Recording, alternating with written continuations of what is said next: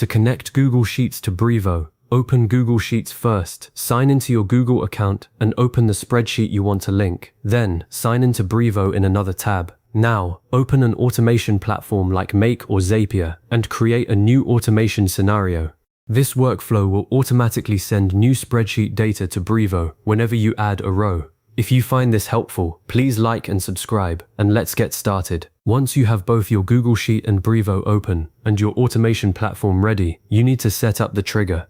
In Make or Zapier, create a new scenario. Choose Google Sheets as the trigger application. When you select this, the platform will ask you to connect your Google account. Make sure you authorize the connection with the same Google account that owns the spreadsheet you want to use. This is crucial. If you're using a shared sheet, you need to have editor access or the automation won't see the data. After connecting your Google account, the trigger step will ask you to select the specific spreadsheet and the sheet tab inside it. You'll also choose the trigger event. For a typical CRM update, you want Watch Rows or New Row. This fires every time a new row is added. Avoid using Updated Row unless you specifically need changes to existing entries, because that can cause duplicate runs. Now, test this trigger to make sure Make or Zapier can see your data. The platform will pull in a sample row from your sheet. If it returns the column headers and values, you're good. Next, add Brevo as the action application. Click the plus sign after your Google Sheets trigger. Search for Brevo and select it.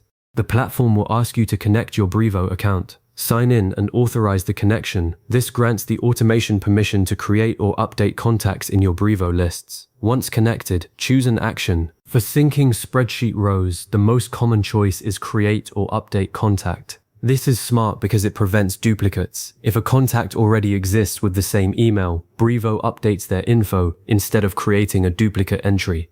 Now map the spreadsheet columns to the Brevo contact fields. This is where you tell the automation which column is the email, which is the first name, last name, phone number, and any custom attributes you have in Brevo.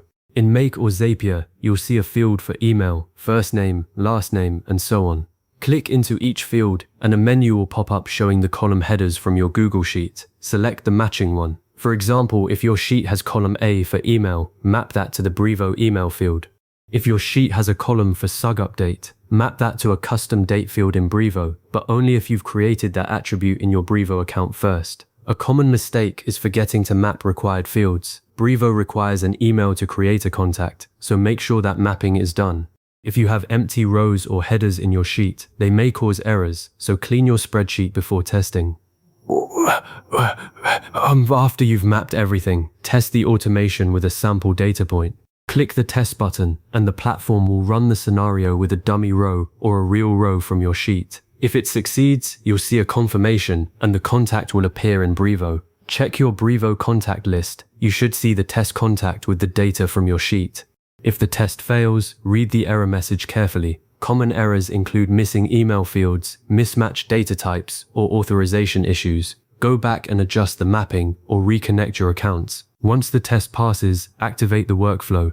Toggle the scenario to On in Make, or publish the Zap in Zapier. Now, every time you add a new row to your Google Sheet, it will automatically create or update a contact in Brevo. You have successfully connected Google Sheets to Brevo.